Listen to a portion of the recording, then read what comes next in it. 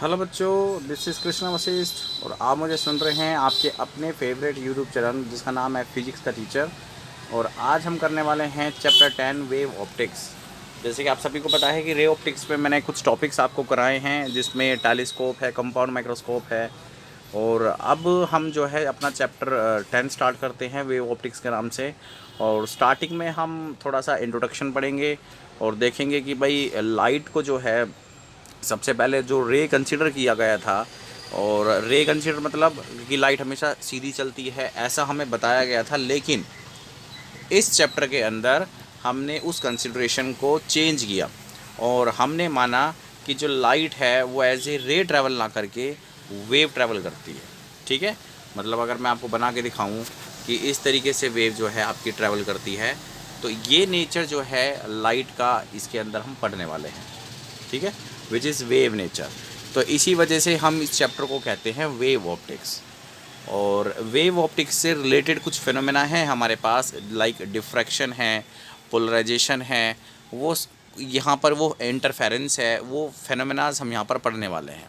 ठीक है, तो थोड़ा सा बात कर लेते हैं कि भाई देखो, ये इस अब तक की सबसे बड़ा जो आप मिसकंसेप्शन कह ले, मिसअंडरस्टैंडिंग कह ले, या फिर कुछ फिजिक्स में जब हम कुछ कंसीडर करते हैं तो वो चीज़ आप कह सकते हैं कि थोड़ा सा इंट्रोडक्शन की तरफ चलते हैं।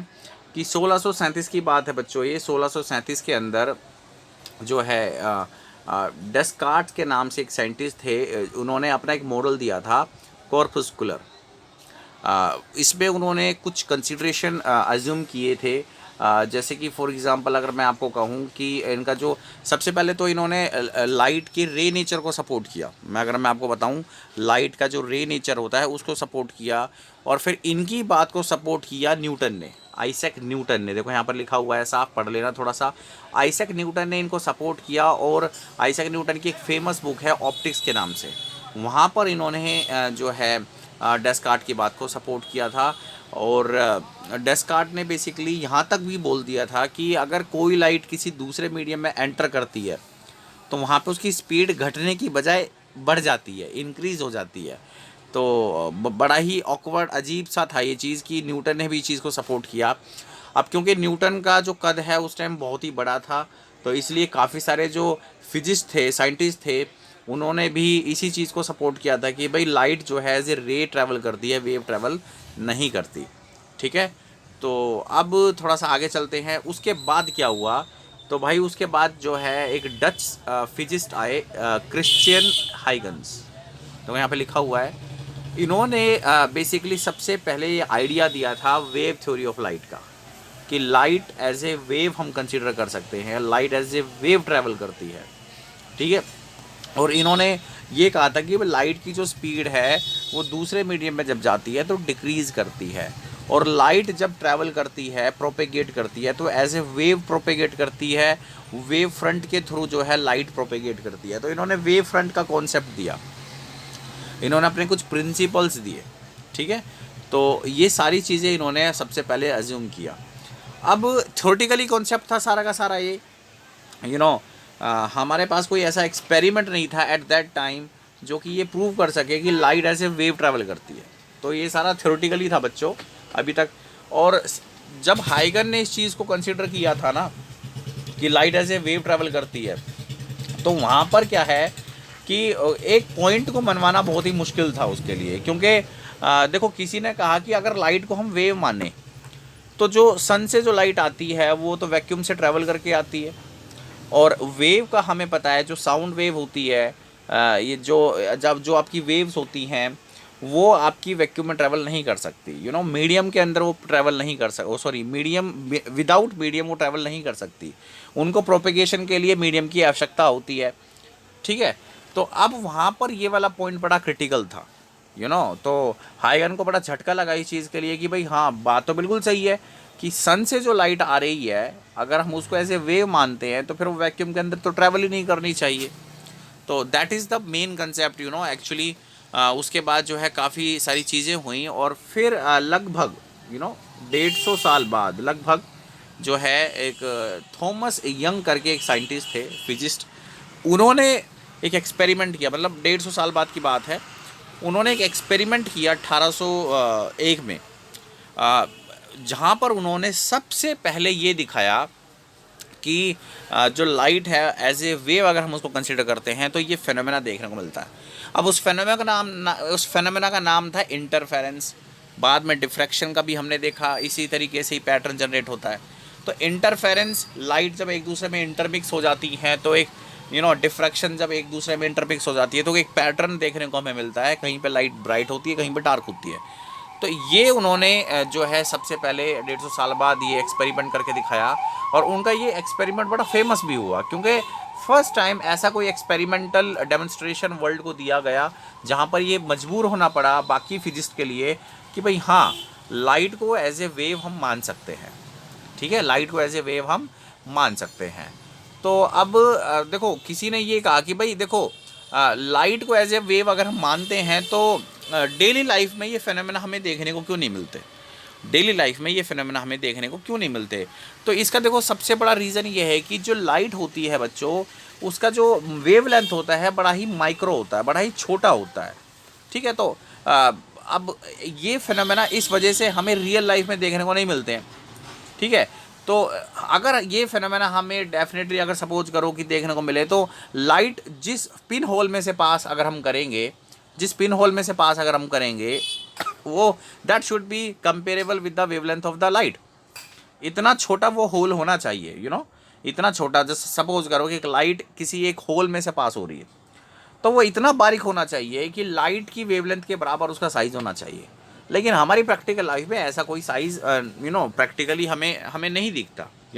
हम बड़े बड़े साइज़ की बॉडी से डील करते हैं। तो इस वजह से आप कह सकते हैं कि इंटरफेरेंस हो, डिफ्रैक्शन हो, we do not see them often in our life. हम उनको ज़्यादा अपनी लाइफ में देखते भी नहीं हैं। तो बड़ा ही इम्पोर्टेंट इंटरेस्टिंग कॉन्सेप्ट है बच्चों ये। उसके बाद जो है धीरे धीरे ये कॉन्सेप्ट डेवलप हुआ, और फिर जो है बाद में मैक्सवेल नाम करके एक साइंटिस्ट आए जिनको आपने चैप्टर 8 में भी पढ़ा होगा। चैप्टर 8, वहाँ पर उन्होंने इलेक्ट्रोमैग्नेटिक वेव्स का कॉन्सेप्ट दिया। अब देखो वहाँ पे उनको हम इलेक्ट्रोमैग्नेटिक वेव्स कहते हैं, इलेक्ट्रोमैग्नेटिक वेव्स कहते हैं, इलेक्ट्रोमैग्नेटिक रेज नहीं कहते हैं। तो उन्होंने एक प्रॉपर एक स्पेक्ट्रम प्रोवाइड किया कि तरह तरह की इलेक्ट्रोमैग्नेटिक वेव्स हैं, सनलाइट हैं, रेडियो वेव्स हैं, एक्सरे हैं, गामा रेज हैं, अल्ट्रावायलेट रेज हैं। तो इस सारी की सारी जो है उन्होंने अपना एक स्पेक्ट्रम दिया। तो ये जो अच्छा, मैक्सवेल ऐसे यहाँ पर साइंटिस्ट भी साबित हुए जहाँ पर जो एक मिसकंसेप्शन चला आ रहा था बेसिकली कि जो वेव है वो ट्रैवल नहीं कर सकती। तो उन्होंने कहा कि एक्चुअली में जो इलेक्ट्रोमैग्नेटिक वेव्स होती हैं उनकी स्पीड बहुत ज़्यादा होती है, उनकी वो बड़े फास्ट स्पीड से वो ट्रैवल करते हैं। ओके, और इलेक्ट्रिक कंपोनेंट भी होता है, मैग्नेटिक कंपोनेंट भी होता है, तो इस वजह से वो ट्रैवल कर जाती हैं मीडियम के अंदर। तो इस सारा इंट्रोडक्शन जो है बच्चों आप यहाँ से पढ़ेंगे, आपको काफ़ी मज़ा आएगा। तो इसमें मैं आपको बता देना चाहता हूँ कि जो मैक्सवेल थे बेसिकली इन्होंने जो है आइडिया दिया इलेक्ट्रोमैग्नेटिक वेव्स का, मैक्सवेल। और इन्होंने कहा कि भाई जो इलेक्ट्रोमैग्नेटिक वेव्स होती हैं उनके अंदर जो इलेक्ट्रिक कंपोनेंट होता है, मैग्नेटिक कंपोनेंट होता है, वो बेसिकली रिजल्ट क्रिएट करता है, वेव्स प्रोपेगेट कराता है। वेव्स प्रोपेगेट होती है, वेव इवन वैक्यूम के अंदर भी प्रोपेगेट हो जाएंगी अगर वो इलेक्ट्रोमैग्नेटिक वेव्स के पार्ट है तो। ठीक है, तो उसके बाद जो है अगर इस चैप्टर में हमें क्या पढ़ना है वो मैं आपको बता देता हूँ। हमें इसमें पढ़ना है हाइगन प्रिंसिपल, क्योंकि हाइगन एक ऐसे साइंटिस्ट थे जिन्होंने फर्स्ट टाइम इस कॉन्सेप्ट को दिया कि भाई लाइट को एज ए वेव हम कंसिडर करें। तो अब किसी ने कहा कि भाई लाइट के कुछ फेनोमेना है, लाइक रिफ्लेक्शन है, रिफ्रैक्शन है, तो क्या हम हाइगन थ्योरी के ऊपर उन्हें प्रूव कर सकते हैं। तो हाइगन ने क्या करा कि सबसे पहले उनको प्रूव किया reflection on the basis of wave theory, refraction on the basis of wave theory. इस वजह से फिर इस थ्योरी के अंदर जान आई, और फिर बाद में जितने भी लोग हैं, जितने भी पीपल हैं जो इस फील्ड से जुड़े, उन्होंने धीरे धीरे जो है मानना स्टार्ट किया कि लाइट जो है एज ए वेव प्रोपेगेट करती है, उसको हम मान सकते हैं वेव। ठीक है, उसके बाद फिर हम इस पर इंटरफेरेंस नाम का एक कॉन्सेप्ट पढ़ने वाले हैं, इंटरफेरेंस, जो कि सुपर पोजिशन प्रिंसिपल के ऊपर बेस्ड है कि वेव्स जो है एक दूसरे के साथ इंटरमिक्स होंगी।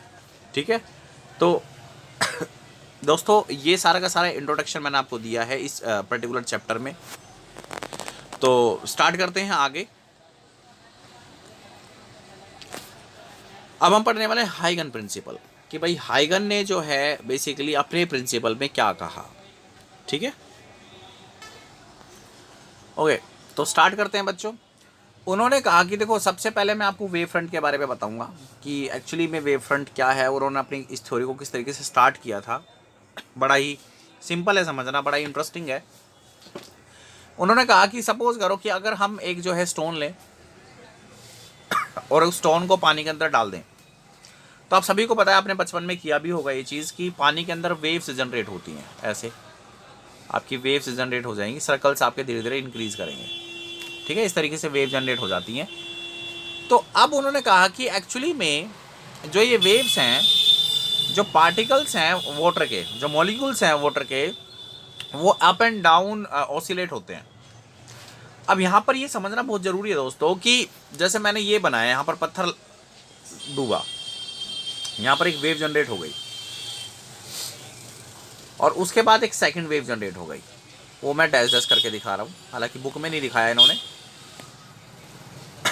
तो इन्होंने कहा कि एक्चुअली में जो एनर्जी चल रही है वाटर में, वो इस फॉर्म में चल रही है ऐसे, मतलब पार्टिकल जो हैं एट द सेम टाइम ऊपर जा रहे हैं, फिर पार्टिकल नीचे जा रहे हैं, फिर पार्टिकल ऊपर जा रहे हैं, फिर नीचे जा रहे हैं। तो यहाँ पर जो मैंने सॉलिड लाइन बनाई है दोस्तों, जो सॉलिड लाइन है ये वाली, ये यहाँ पर मैंने शो किया कि पार्टिकल सारे के सारे जो हैं वो एक साथ ऊपर जा रहे हैं। और जो यहाँ पे डैश करके लाइन बनाई है मैंने, यहाँ पर ये शो करता है कि पार्टिकल एक साथ नीचे जा रहे हैं।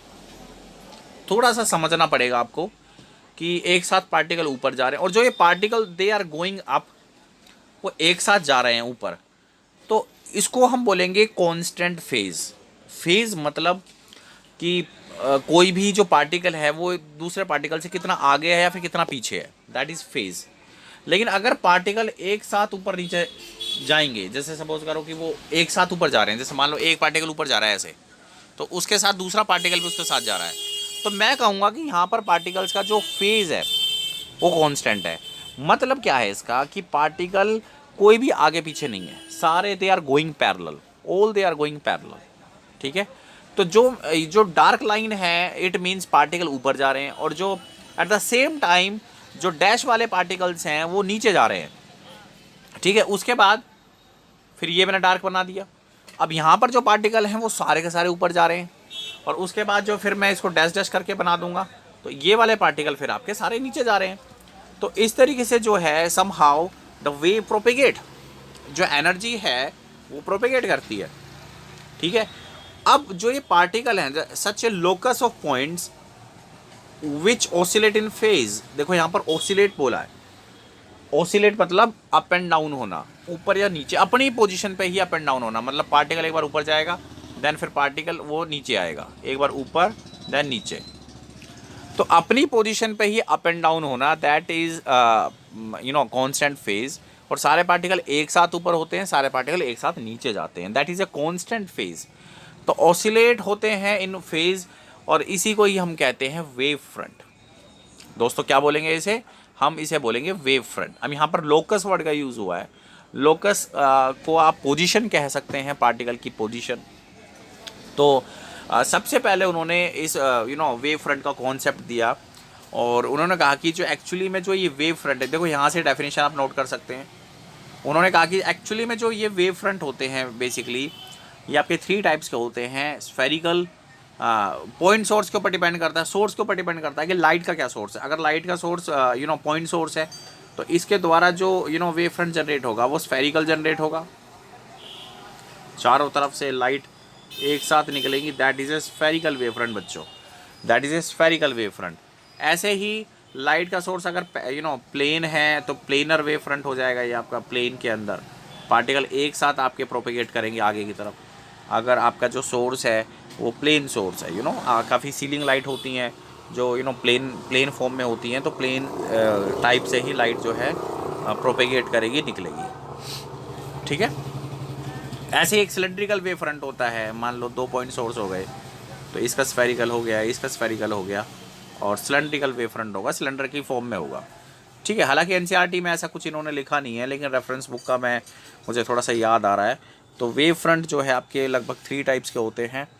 तो वेव फ्रंट इंपॉर्टेंट है बच्चों। वेव फ्रंट क्या होता है आपको मालूम होना चाहिए कि इसके अंदर सारे पार्टिकल ऐसे कांस्टेंट फॉर्म में आगे बढ़ेंगे, और फेज़ उनका कांस्टेंट रहेगा, फेज़ डिफरेंस उनका 0 होगा।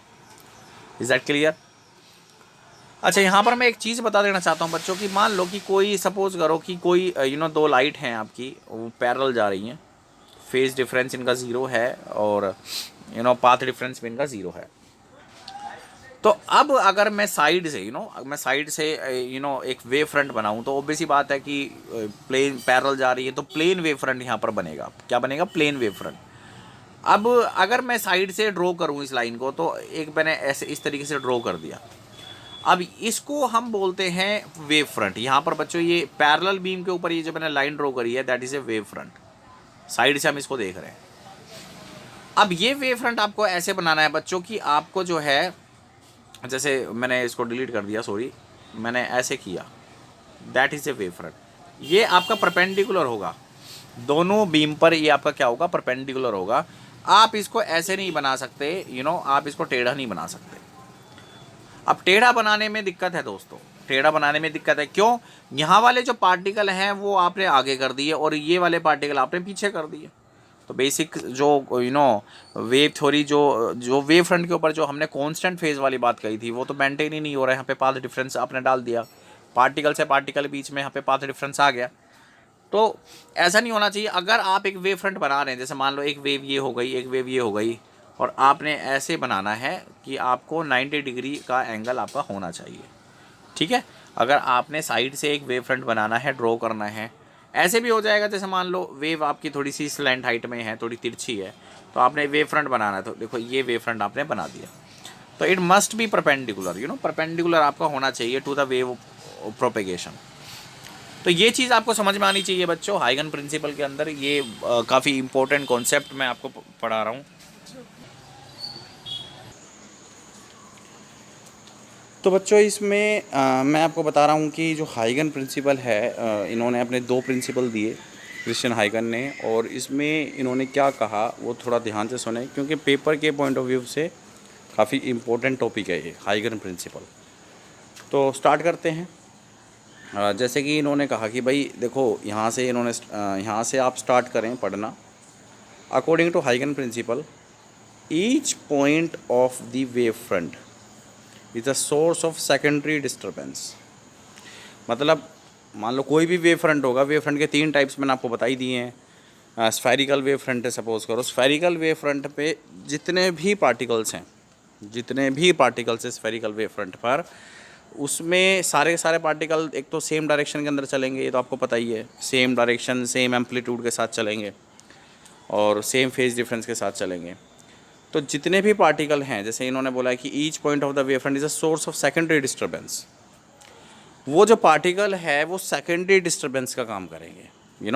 एक तो होगी प्राइमरी डिस्टर्बेंस, जो कि मेन सोर्स होगा, वो आप उसको कह सकते हैं प्राइमरी डिस्टर्बेंस। और इसके द्वारा जो पार्टिकल्स निकल रहे हैं, एमिट हो रहे हैं, उनको आप सेकेंडरी डिस्टर्बेंस कह सकते हैं। यूजुअली उनको सेकेंडरी वेवलेट्स भी आप कहते हैं, सेकेंडरी वेवलेट्स। अब जैसे फॉर एग्जांपल देखो, इसको अगर मैं समझाऊं थोड़ा डायग्राम से, तो इन्होंने नीचे डायग्राम बनाया हुआ है, यहाँ पर इन्होंने चीज़ें क्लियर की हुई हैं।